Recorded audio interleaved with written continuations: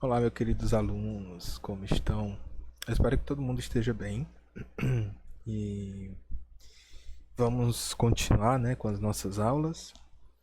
E hoje a gente vai começar a trabalhar com conceitos mais voltados para a produção vegetal. Lembrando que permacultura, quando a gente fala sobre permacultura, a gente está falando sobre vários cultivos agrícolas. A gente está falando vários cultivos agrícolas e também pecuários. Então, a gente tem que ver produção vegetal. Seria interessante a gente também ver produção animal, mas, no entanto, a gente não vai ter a possibilidade de trabalhar com isso, até porque a gente vai desenvolver nossas atividades no ambiente escolar. E nesse ambiente, no ambiente da nossa escola, nós não temos espaço, né, nem ferramentas para a gente trabalhar com produção animal. Então vamos nos especificar, né, vamos começar a trabalhar mais sobre produção vegetal. E nessa apresentação, nessa aula de hoje, eu gostaria de trabalhar com vocês conceitos voltados, né, para a gente entender o que são as gimnospermas e as angiospermas, certo? Então são dois grupos vegetais bem específicos, que cada um tem sua característica, e é importante para a gente entender como a gente vai produzir, o que a gente vai produzir. Então a gente vai ver passo a passo aqui como se dá cada uma dessas dentro do grande tema produção vegetal.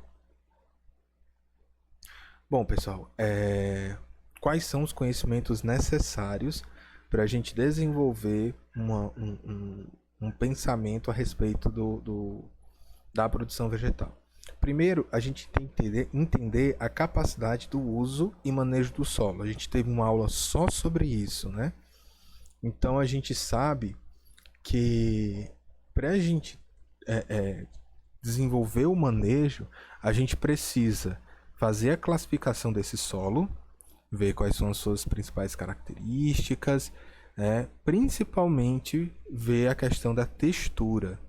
E a textura, ela faz referência aí aos três componentes básicos do solo, né? Areia, silt e argila. Então, a partir da interação desses três elementos fundamentais, nós vamos ter a formação da textura do solo. Formação do solo, mas também de sua textura, dependendo da concentração de cada um desses três. Nós precisamos entender a degradação dos solos agrícolas, como se dá, a questão do assoreamento, processos erosivos. Então, o que é que eu tenho que fazer a partir do conhecimento que eu tenho do uso e a capacidade de manejo do solo? Eu vou ter um manejo adequado desse solo, dependendo, né, do cultivo agrícola que eu vou querer desenvolver. Atrelado a essa questão da degradação dos solos agrícolas, nós também não vamos ter a questão da disponibilidade de nutrientes, sempre está mais atrelado aqui ao uso e manejo, mas se eu estou colocando certo tipo de nutriente no solo e esse solo, ele, por falta de chuva, por excesso de água, por falta de água no solo, ou excesso de água no solo, esse nutriente ele pode estar sendo colocado demais, sendo carreado ali na parte superficial, porque eu não prestei atenção aqui na classificação nem na textura dos solos. Então essa água começa a ser carreada junto com a camada superficial do meu solo. Então eu vou ter um processo aí de degradação. Além disso, eu tenho que prestar atenção na capacidade de campo. E o que é a capacidade de campo?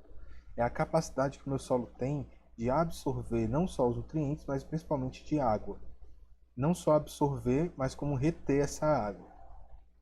Na verdade, a gente não usa a terminologia quando a gente está estudando solos, a gente não usa a terminologia absorver a água, o solo absorveu a água.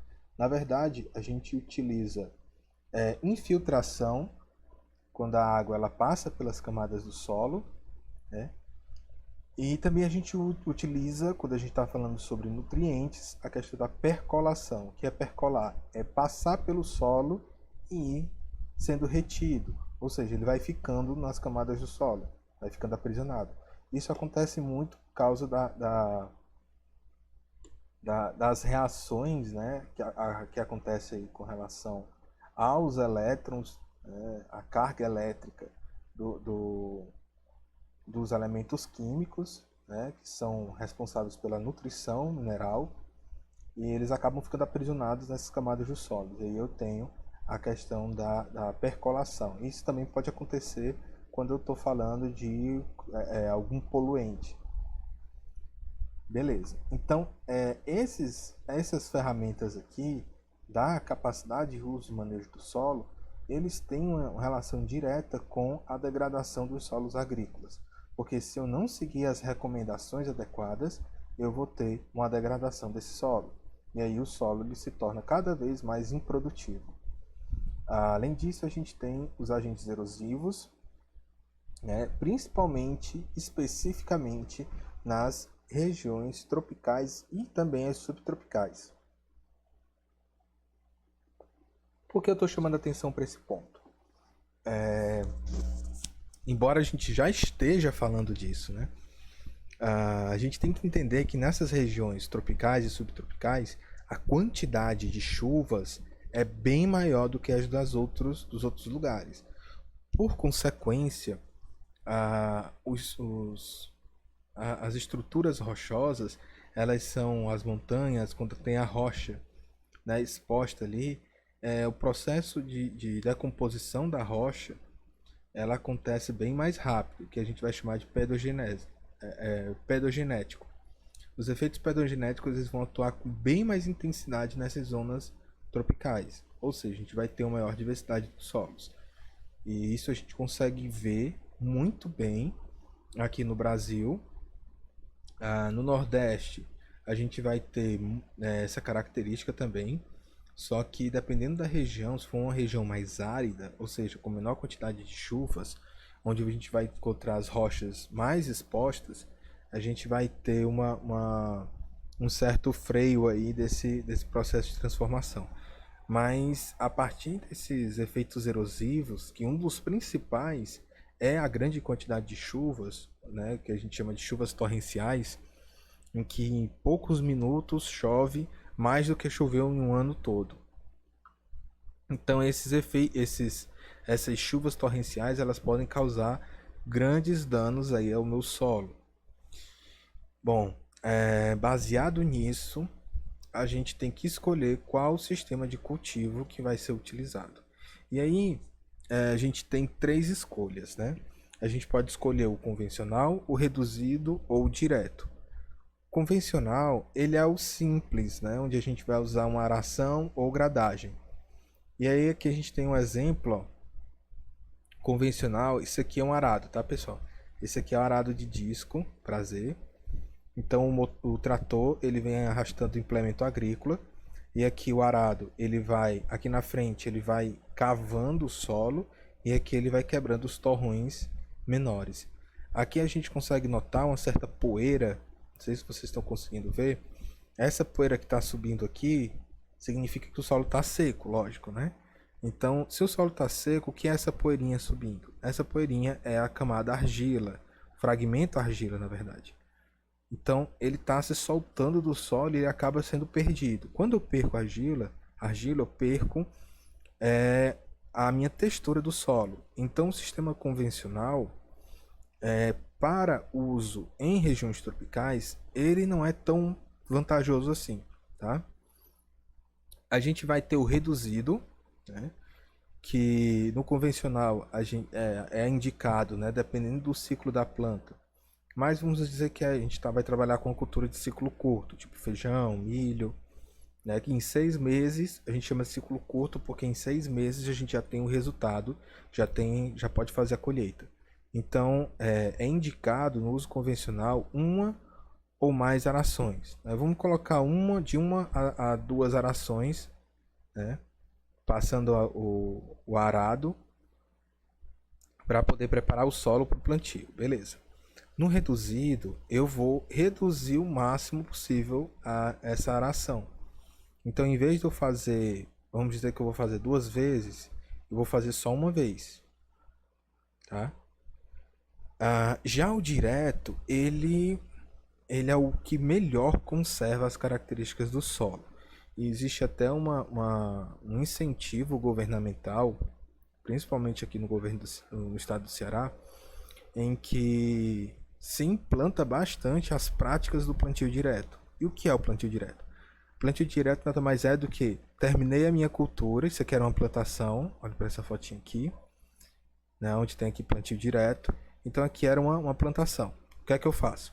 Acabou, colhi tudo, eu passo, mesma forma que o trator, carregando aqui ó, o arado, só que eu não corto, eu não tiro, eu não faço a limpa da área. Eu simplesmente passo o arado e ele vai cortando os torrões de solo. Junto com os torrões de solo, ele vai também incorporando a palha, toda a palhada que está na área. Depois que eu faço isso, né, eu vou e passo um outro arado. Dessa vez eu posso usar um de Aiveca, ele tem tipo umas garrazinhas, e ele vai fazendo os sulcos, que é o que ele está fazendo aqui, ó, tá vendo? Não sei se dá para ver, parece que ele está penteando o solo, né? Então a gente tem as linhazinhas aqui, as linhas, né? Várias linhas criando aqui, e aqui essas linhas a gente chama de sulcos. Então cada sulcozinho desse daqui, ele tem uma profundidade bem maior do que ele tem aqui quando eu estou fazendo o convencional.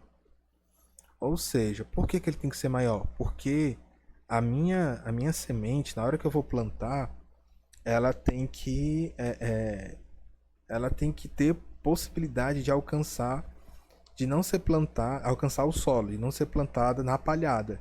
Como a palhada está toda em cima, então eu preciso colocar ele no solo, a semente. Para isso eu vou ter que fazer os sulcos, né, ou as covas bem maiores do que no convencional. Qual é a vantagem do plantio direto? Primeiro, eu não vou ter a perca da argila pelo vento.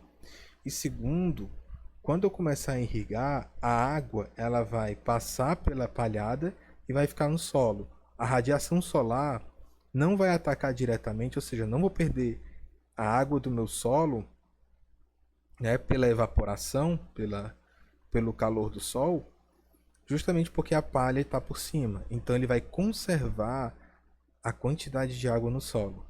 E aí eu tenho uma economia. Então precisar aguar o menos possível. Então são técnicas que a gente pode utilizar, né? Mas isso vai depender diretamente desses 3 elementos aqui, né? A capacidade de uso e manejo dos solos, a degradação do solo agrícola e os agentes erosivos, né, nas zonas tropicais. E aí, a partir dessa avaliação, eu posso indicar pelo menos o meu sistema de cultivo. Bom, crescimento e desenvolvimento. Beleza. Já preparei o solo, identifiquei as características. Agora eu vou plantar. Show. Só que eu tenho que entender, antes de eu plantar, essa diferença de crescimento e desenvolvimento. Já já a gente vai falar um pouquinho por que a gente precisa saber disso. Mas vamos lá. O crescimento, sempre quando eu falo assim, a planta cresceu. Ou seja, a planta ela aumentou de forma quantitativa, em quantidade, em peso. Ou seja, esse aumento ele é um aumento irreversível, né? Ou seja, o volume ele vai crescendo, vai aumentando de massa, ele não pode perder massa, né? Então ele só ganha massa. E isso eu coloco nas esferas a nível celular, a nível tecido, órgão ou indivíduo. Todo aumento, né, de volume de forma quantitativa eu vou chamar de crescimento. Já o desenvolvimento é diferente. Ele acontece paralelo ao crescimento, só que ele vai atuar mais na área qualitativa, na qualidade. Por exemplo, eu posso dizer que aqui que esse feijão, ele brotou, que bonitinho. Olha só, ele conseguiu as folhinhas e tal, coisa mais linda, beleza. Mas Qual é a qualidade? Qual é o tamanho dessas folhas? Será que elas realmente alcançaram o seu potencial de desenvolvimento? O sistema radicular, as raízes aqui, elas aumentaram? Aumentaram. Mas elas estão conseguindo pegar mais nutrientes ou menos nutrientes que antes? Então, quando eu estou falando nesse aspecto de qualidade dessa planta, eu estou falando em desenvolvimento. Quando eu estou falando de crescimento, aumento do volume, aliás, quando eu estou falando em aumento de volume, eu estou falando em crescimento, tá? E aí a gente entra aqui na evolução das plantas. É interessante a gente ver isso para a gente entender que as plantas elas vão começar a surgir aí há mais aproximadamente 1.200 milhões de anos atrás, e eles vão ser os primeiros seres a colonizar a parte terrestre, e eles vão ser originados aí de algumas algas verdes que têm a característica de serem seres unicelulares. Então, a partir da evolução das plantas, a gente vai ter algumas alterações, né? E aqui eu coloco não só as plantas, mas também algumas algas, né, microscópicas, alguns plânctons que fazem fotossíntese, e eles começam a promover gradativamente por muitos anos uma modificação na atmosfera, tá? Então, hoje só existem animais pluricelulares na parte continental, nos continentes, por conta das plantas. Tá? Então, elas prepararam todo o terreno para que os animais pudessem aparecer. Então, a gente vai ter o primeiro indivíduo, as algas verdes unicelulares, e aí, com o passar do tempo, nós vamos ter o surgimento de dois organismos, né, que a gente vai chamar as briófitas, né, e as pteridófitas também um pouquinho mais atrás. Mas as briófitas vão ser um pouquinho mais à frente. Mas as briófitas vão ser os seres que primeiro vão aparecer e primeiro vão povoar aí, principalmente as zonas que tem alta umidade, mas também que tem pouca incidência de radiação solar, ou seja, sombra. Então, aqui está um exemplo, né, de briófita, um musgo. Então, tudo isso aqui é planta, tá, pessoal? E essa planta ela está se desenvolvendo aqui na rocha, degradando a rocha, e ela precisa de um ambiente altamente úmido. Isso aqui a gente consegue ver até na nossa casa, quando chove muito, né, e começa a aparecer aquele lodo, né, aquele musgo na parede, aquele negócio verde na parede e tal. Então, aí tá as nossas briófitas. Certo. Então, aqui está uma linha evolutiva, só para vocês entenderem como é que é esse crescimento. Eu vou seguir essa daqui eu não vou colocar só para vocês darem uma olhadinha depois, tá? Então, a gente vai ter as algas verdes, que são as algas ancestrais, unicelulares, e aí a gente começa ao desenvolvimento. Elas se tornam embriões multicelulares ou pluricelulares. E aí a gente vai ter uma diferenciação, um arquegônio aqui que ele chama, e um anterônio é justamente um local para guardar os esporos, né, que seriam como os gametas, né, a forma com a qual a planta faz a sua reprodução. Então aqui em cima ele vai ter, né, esse arquegônio, e aqui ele vai lançar na água, e na água, né, ele vai encontrar, né, com as anteras, os anteróideo, vai haver a fecundação e o desenvolvimento de uma nova planta. Ou seja, até para a reprodução, eles necessitam diretamente de alta umidade. Então tem que estar úmido aqui embaixo. E após o desenvolvimento das briófitas, como eu falei, a gente vai ter aqui as pteridófitas. O principal representante das pteridófitas seriam as samambaias, né? Então, além de ter esse desenvolvimento, também elas vão ter vasos condutores, xilema e floema, e folhas verdadeiras. Aqui a gente vai ter órgãos clorofilados, esverdeados, como deu para ver na foto anterior, mas elas não são folhas verdadeiras. Já que nas pteridófitas nós vamos ter as folhas verdadeiras, né? Tanto a folha como os folíolos. Aqui nas briófitas a gente só tem os folíolos, que seria uma folha mais simples. Então aqui, vasos condutores, folhas, a planta ganhou um aporte maior. Eu não falei de tamanho, mas as briófitas, elas vão chegar mais ou menos até 1 centímetro. Já as pteridófitas, elas podem chegar a 1 metro, 1,5 metro, dependendo da espécie, né? E aí, após essa evolução aqui, nós vamos ter uma outra evolução das plantas para as gimnospermas, que são plantas que têm todas essas características aqui, e além disso, elas têm sementes, né? E também elas têm um caule e crescimento lateral. Então ela tem esse crescimento aqui para o lateral, são bem mais altas, e aqui já entra a terminologia árvores, de 2, 3 até, eu acho que até 15 metros a gente pode encontrar as angiospermas. E a evolução das gimnospermas, desculpem, e a evolução aqui das gimnospermas são as angiospermas. As angiospermas, além de ter arquegônio, aterôndio, de ser pluricelular, além de ter vasos condutores, além de ter folhas e caules, além de ter sementes, crescimento lateral, ela também produz flores e frutos. Ou seja, as angiospermas é o auge da evolução das plantas. Bom, gimnospermas, como a gente já falou, né, algumas características aqui, mas é interessante, para vocês não se confundirem, é interessante vocês se atentarem para o nome, né? Gimnos significa nu, esperma significa semente, ou seja, semente nua. Então são plantas terrestres que vivem nas regiões periféricas, aliás, preferencialmente em ambientes de clima frio ou temperado, ou seja, climas um pouco mais amenos, com a presença de gelo muitas vezes.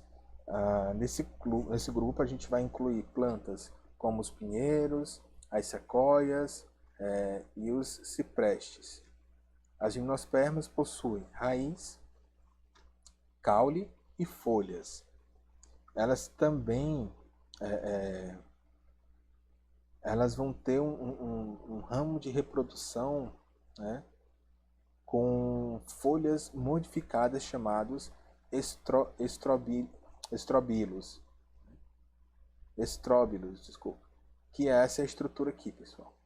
Essa estrutura é o que a gente chama de pinha, tá?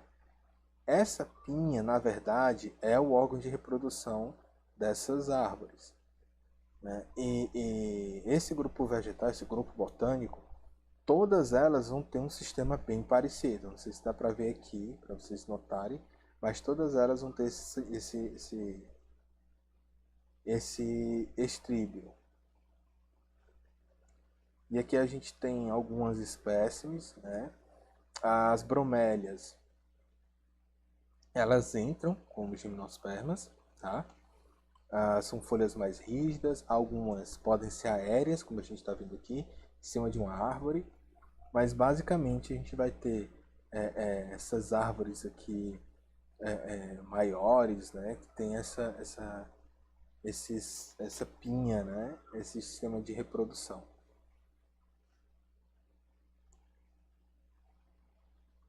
Bom, e as angiospermas, que realmente é o que mais nos interessa aqui.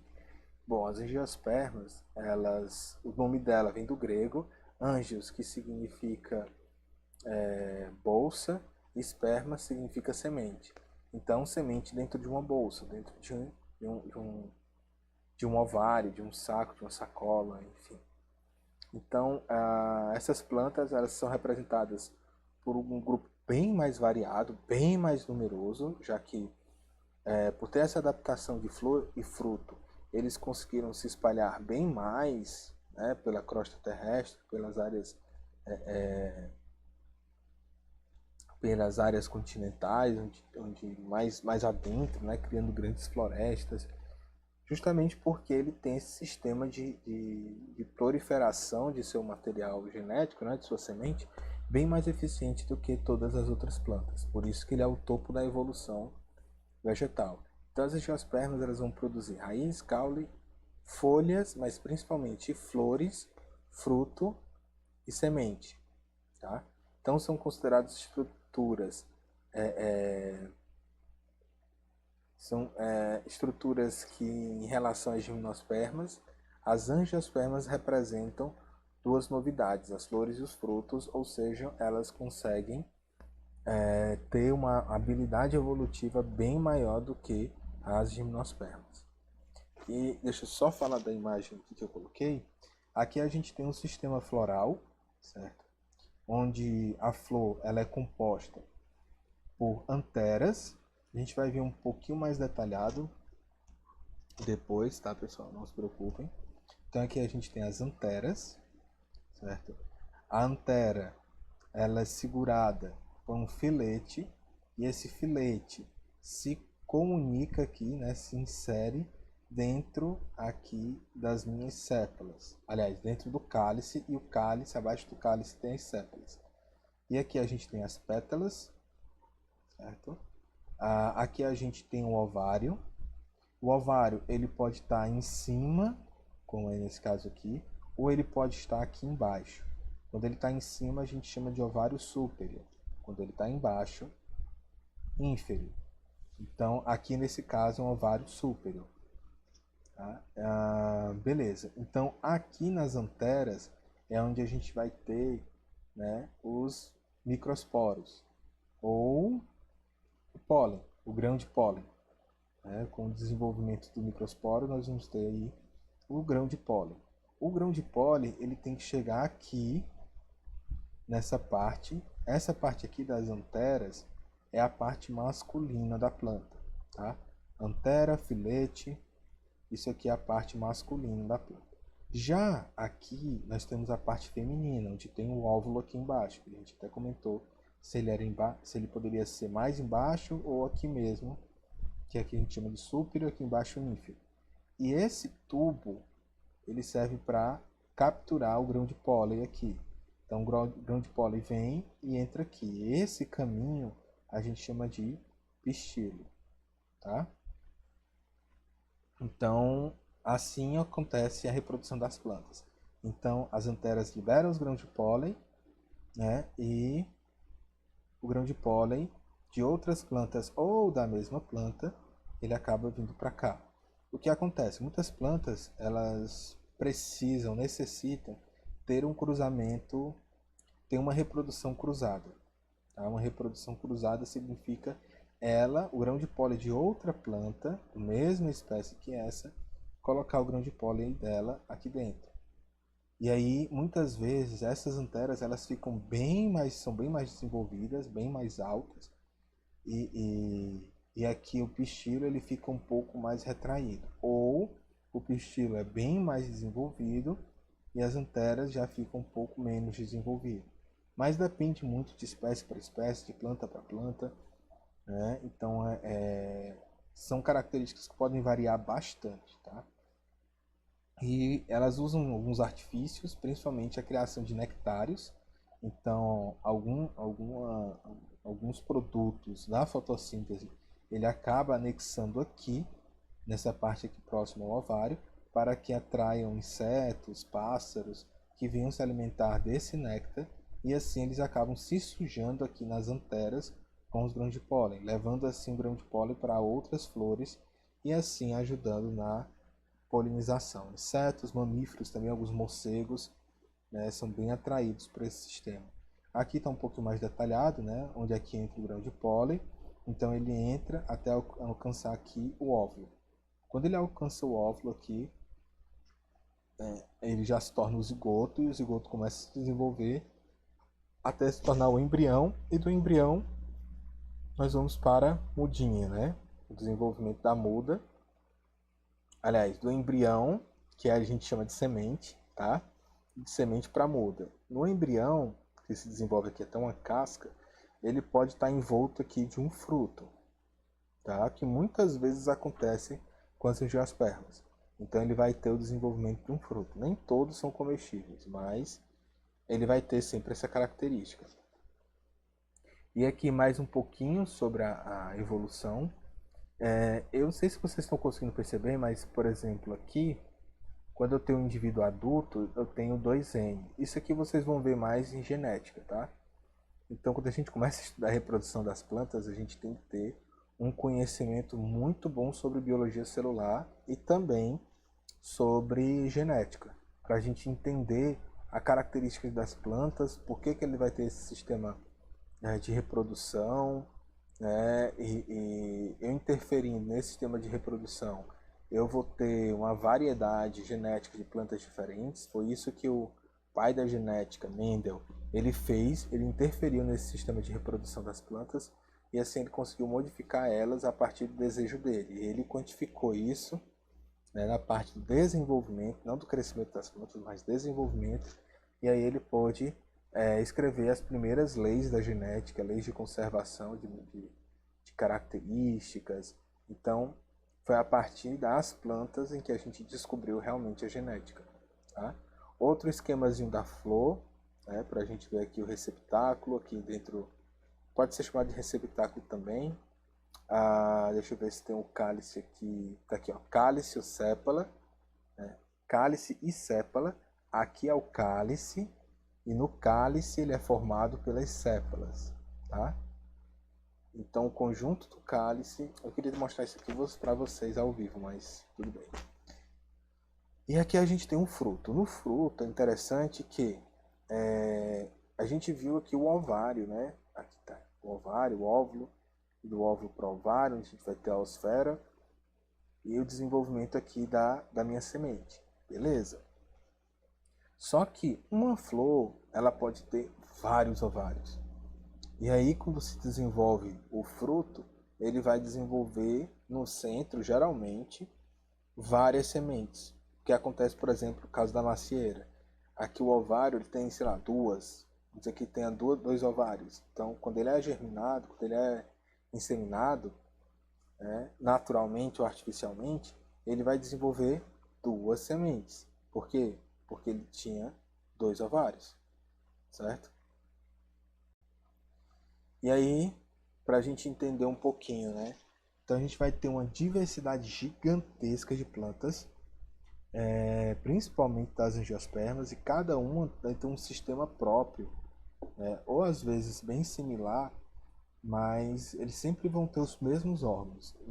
No entanto, esses órgãos eles podem se diferenciar bastante. Como o caso que eu gosto de falar muito, que acho que é o que vocês mais se reconhecem, né? Aqui é uma flor de feijão, tá aqui a vagenzinha do feijão, né? Então a florzinha desenvolvendo aqui, quando ela é inseminada, né, há troca de gametas, ou mesmo gametas, se a flor for fechada, também tem isso, a flor ela pode ser fechada, tá?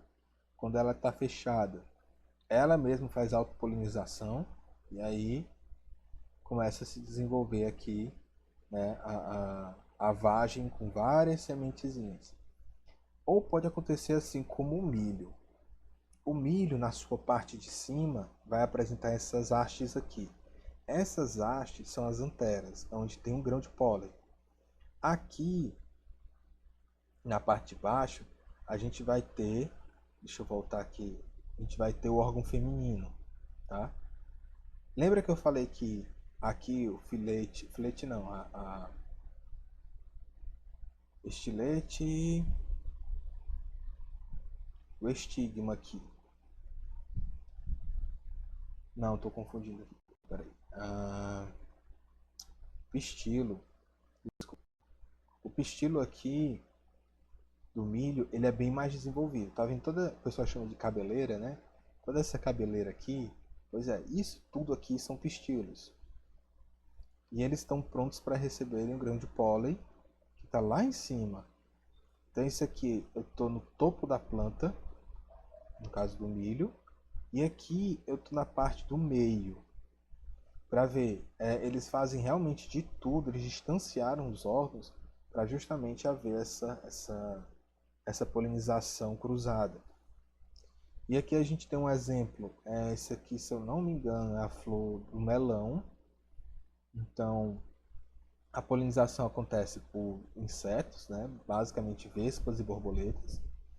E a gente tem do maracujá, né? Que a gente tem aqui, ó, um sistema floral muito doido, onde no centro aqui que está a parte masculina, o grão de pólen, e aqui ao redor é que está os receptores para poder receberem, e aí a gente tem aqui a produção, né, do maracujá. Bom, além dessa diferenciação entre angiosperma e gimnosperma, nas angiospermas, já dentro das angiospermas, nós vamos ter uma subdivisão. Então temos dois grupos. Nós temos os grupos das dicotiledôneas, que são aqueles que têm um cotilédone apenas, geralmente caracterizado por isso, e as eudicotiledôneas.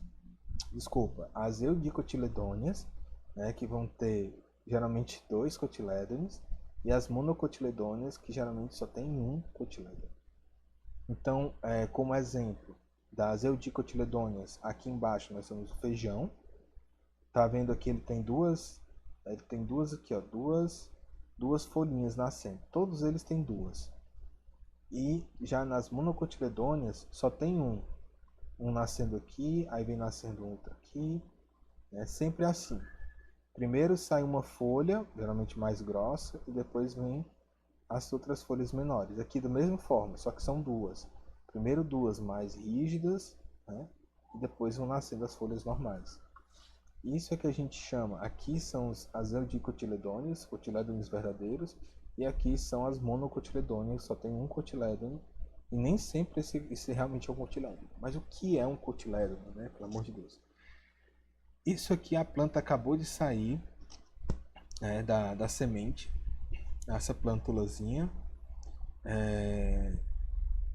e ela não tem um enraizamento completo. Então ela não consegue, é que nem um recém-nascido mesmo. Então ela não consegue comer direito, tirar os nutrientes do solo. E o que é que ela faz? Ela tem um reservatório de energia, como se fosse leite materno. Então aqui a planta, né, ela deixa um envoltório aqui no, deixa eu pegar um semente, pronto. Ela deixa aqui um envoltório dentro da sementezinha. Ela vai deixar algumas vitaminas, algumas proteínas, para que a plântula possa crescer, se transformar uma muda e uma muda de muda para uma planta adulta e começar o seu ciclo reprodutivo. Então aqui está essa mochilinha de nutrientes, né, esse lanchezinho, que vai segurar a planta por alguns dias para que ela possa ter o crescimento do sistema radicular, mas principalmente desenvolver a sua habilidade de capturar os nutrientes do solo para que haja o seu melhor desenvolvimento.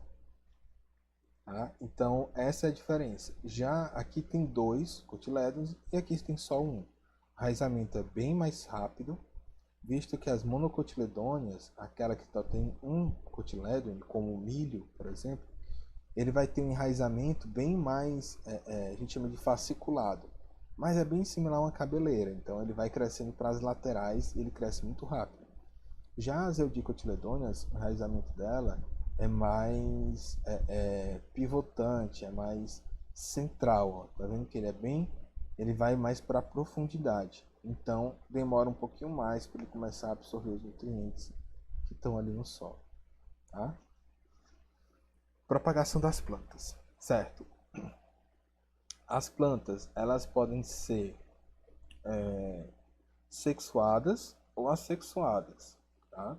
Ou seja, elas preferem ser sexuadas porque tem a questão da troca dos gametas, né? Tendo a troca dos gametas, elas vão se desenvolver, vão evoluir, né? Quando não há isso, basicamente estou criando vários clones.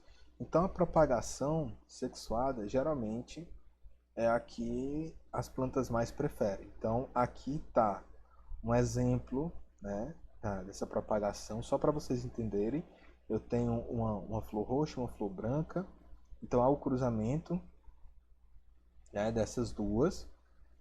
Ah, aqui o primeiro assexuado, né? Não, melhor. As duas são sexuadas. Só que aqui eu fiz autofecundação. Eu gerei 4 indivíduos iguais. Esse aqui também, 4 indivíduos iguais. A partir deles, eu vou fazer o cruzamento. Na primeira geração, vão ser todas roxas. Na segunda geração, vão ter uma branca. Tá? Na genética, a gente vai dizer, aqui nesse caso, que as flores rosas, né, roxas, como preferirem, elas têm características genéticas dominantes. Mas, na segunda geração, essas dominantes, ela vai gerar pelo menos um indivíduo recessivo. Tá? Não é bem aula de genética, mas só para vocês entenderem como é importante essa questão da reprodução sexuada nos vegetais. Não só nos vegetais, né, em qualquer ser vivo. Na verdade, é a partir da troca dos gametas, quando tem essa troca de grão de pólen entre as plantas, é que a gente vai ter uma maior variedade de plantas. Tá? Então, esse sistema sexuado, de propagação sexuada, ele é considerado bastante eficiente no sentido evolutivo. Opa. E aí, estruturas germinativas, né? Nós vamos ter a semente, né? Dentro da semente, nós vamos ter, no caso aqui é uma Eudicotyledônia, porque é feijão, mas também porque eu vejo aqui os dois cotilédones. A gente vai ter aqui a semente, né, ou embrião, e ele é envolvido aqui por uma casca, e aqui está só ele sem casca, e depois a gente tem casca ou tegumento, tanto faz, e depois a gente tem a plântula, tá? E aqui a gente fala, né, são 3 partes, né? A parte mais externa, geralmente a mais resistente, que é essa daqui, ela é chamada de casca ou tegumento. A parte mais interna da semente é chamada de embrião, que é essa partezinha branca, geralmente no feijão é que a gente come, né? E ela é que germina e dá origem aí ao esporófito jovem ou plântula, como eu gosto de chamar, né? São as plântulas que é já o embrião já em desenvolvimento, já aparecendo os cotilédonos no primeiro sistema radicular. Então, basicamente, dentro da estrutura germinativa das angiospermas, ela se caracteriza por essas 3 fases, por apresentar essas 3 características. Todas elas vão apresentar isso, tá, pessoal? Todas elas vão ter um tegumento, a casca, né? Essa semente dentro o embrião, né? E o embrião, quando começa a germinar, dá origem à plântula. E aqui só mostrando para vocês o desenvolvimento, né? Aqui a mesma história, só que com uma monocotiledônia, né? Então, o sistema radicular nasce. Uma coisa, um detalhe para vocês. Sempre, tanto faz, né, as eudicotiledôneas ou monocotiledôneas, sempre, sempre, sempre. Primeiro sistema a sair da casca, primeiro a quebrar o tegumento, é o sistema radicular. Deixa eu voltar aqui só um pouquinho, pronto. Aqui, estão vendo essa estruturazinha branca aqui? Isso aqui é o sistema radicular, é a raiz. Está crescendo já. Então, nesse ponto aqui, a gente já vai ter a perfuração da raiz, do tegumento, e aí sai, né, as primeiras folhas. O engraçado é que no feijão, né, geralmente ele sai aqui pelo meio, né, e ele vira de cabeça para baixo, para poder sair a plântulazinha, os cotilédones bonitinhos, né, aqui, os cotilédones bonitinhos, e aqui as primeiras folhas.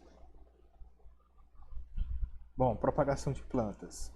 Aqui a gente vai ter o sentido assexuado, que o assexuado ele não é tão interessante porque ele sempre vai gerar os mesmos indivíduos, sempre vai gerar clones, sempre indivíduos iguais. Mas dentro da propagação assexuada, nós vamos ter algumas características interessantes.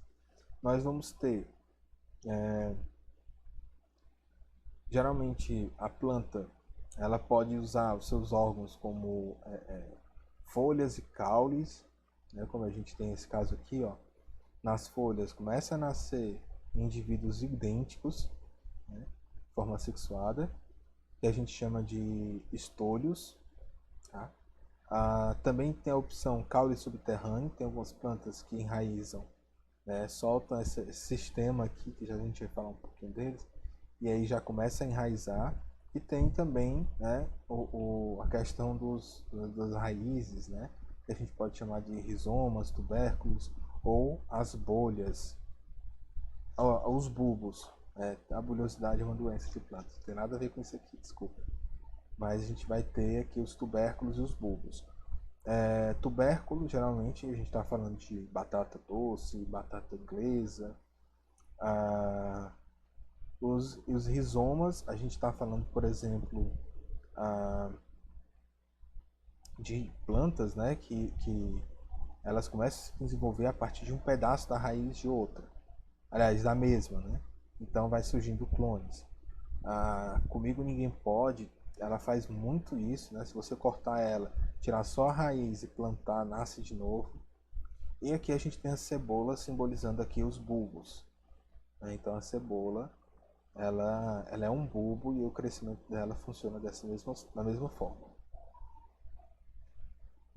Bom, e além disso a gente tem as propagações artificiais.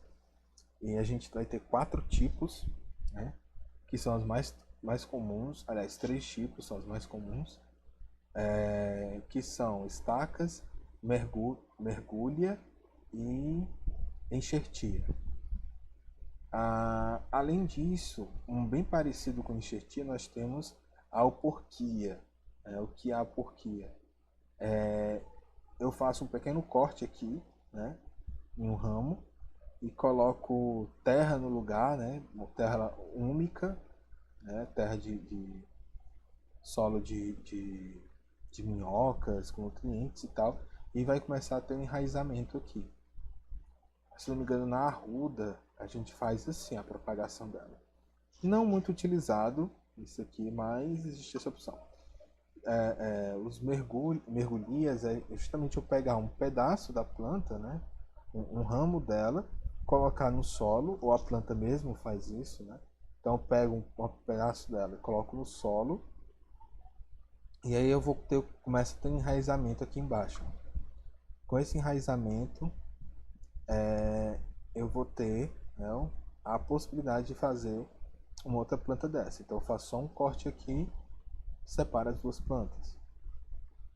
Aqui eu tenho a estaquia, aliás, são as estacas, né? Então eu simplesmente vi que tem uma gema aqui, corto, faço a estacazinha, coloco no solo. E aí ele começa a enraizar.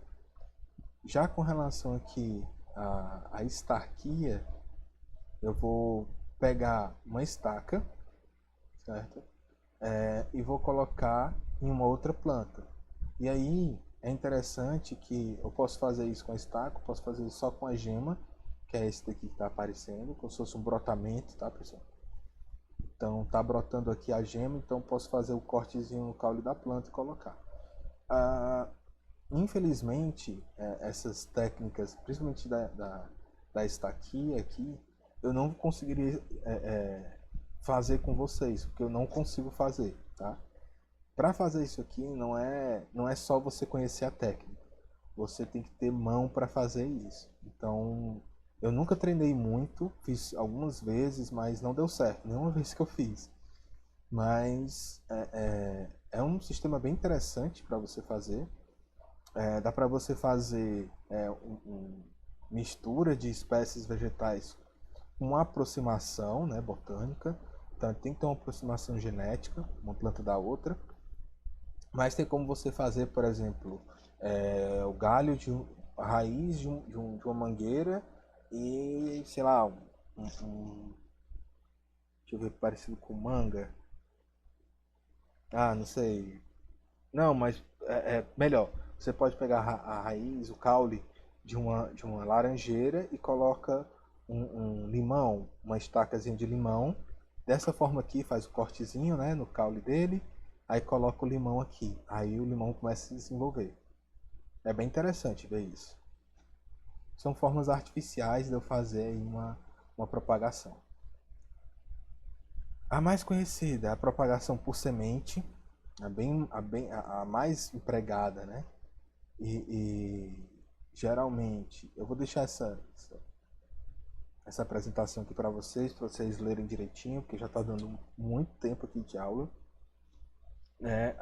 Geralmente, isso é feito naturalmente, mas uma coisa que eu queria relatar aqui para vocês é que a semente, existe toda uma tecnologia dentro das sementes. Inclusive, na agronomia, a gente tem uma cadeira só tecnologia de sementes. Não é brincadeira, tá, pessoal? E a gente aprende todos os princípios para poder fazer a germinação. Só que algumas plantas, lógico que não as comerciais, mas geralmente as plantas nativas, elas têm uma dormência na semente. E aí a gente tem que aprender a quebrar a dormência dessa semente para ela poder germinar. O que é a dormência? É como se ela tivesse literalmente dormente, né? Como se ela estivesse ali dormindo. Então eu tenho que acordar essa planta, essa semente. E não é só chegar e colocar no solo e jogar água, enterrar e jogar água que nasce, não. Então eu tenho que entender qual é a planta que eu estou mexendo, como é que eu faço para plantar ela, por que ela não está nascendo. Será que ela tem esse processo de dormência? Então como é que eu quebro a dormência dessa semente? Então eu tenho que realmente entender todo o processo de desenvolvimento e saber que cada planta tem, né, cada vegetal vai ter um desenvolvimento diferente. Mas geralmente o mais utilizado é a propagação por semente, que nada mais é do que eu sei qual é a semente que eu vou plantar, tenho que ver as condições necessárias para ela germinar e para ela se desenvolver bem, não só crescer, mas se desenvolver bem. Eu tenho que ter geralmente um ambiente para plantar, e aí a gente tem duas opções, canteiros ou covas. Né? Quando eu tenho canteiros, eu posso fazer eles de até 2 metros. Né? Aliás, o canteiro aqui eu posso fazer até 3 a 4 metros. Mas aqui eu não posso ter mais que 2 metros. Não posso de jeito nenhum. Porque a ideia é eu criar essas laterais aqui para eu poder caminhar e fazer o manuseio das plantas. Se eu tiver vamos dizer que eu faça 4 metros quadrados, né? Não tem como eu passar no meio e ver as plantas, como é que estão as plantas do meio. Então eu tenho que fazer retângulos e não quadrados. Então aqui, geralmente o pessoal faz com 1 metro e meio. Né? A gente pode fazer de madeira, com estacas. A gente pode fazer de alvenaria. Tá? A gente pode fazer com madeiras só para segurar aqui, né? Posso fazer em saquinhos. E também eu posso fazer com qualquer outro material, com telhas, como o pessoal utilizou aqui, né? E vai. Já quando eu estou plantando diretamente no solo, quando eu quero fazer uma coisa maior, mais extensiva, eu posso fazer assim, ó. Aqui estão os sulcos, né? Então eu abri aqui 1, 2, 3, 4, 5, 6 sulcos. E dentro dos sulcos eu coloco as sementes para que elas possam germinar. Ou então eu posso fazer as covas. Né? E aí as covas, geralmente eu consigo, quando eu faço com covas, eu consigo controlar a distância entre uma semente e a outra. Tá? Mas qual é a coisa mais interessante aqui? Antes de eu usar essas duas opções aqui, é interessante primeiro eu germinar a semente. Como assim, professor? Eu germino a semente, deixo ela entrar nesses primeiros processos aqui, pronto. Planto, né, deixo ela começar a enraizar, começar a aparecer os cotilédones nas primeiras folhas primárias aqui. E aí eu retiro com todo cuidado e venho com ela e coloco. Eu estou voltando. E eu venho com essa plântula, já essa muda, né? Porque já está com as primeiras folhas. E eu coloco aqui e coloco um espaçamento entre elas, uma distância entre uma planta e outra. que que isso é importante? A raiz, ela vai, se ela estiver muito próxima de uma planta para outra, ela vai competir. E quando há essa competição, o crescimento acontece da planta, só que o desenvolvimento ele é interrompido. E aí eu posso agregar doenças de plantas, fungos, bactérias, vírus na planta. Pode aparecer sinais de desnutrição, porque ela está concorrendo com nutrientes com outra planta igual a ela, que está muito próxima. Então, para evitar isso, para evitar um mau desenvolvimento da planta, é interessante deixar um espaçamento dentro dos sucos. Tanto um espaçamento aqui, ó.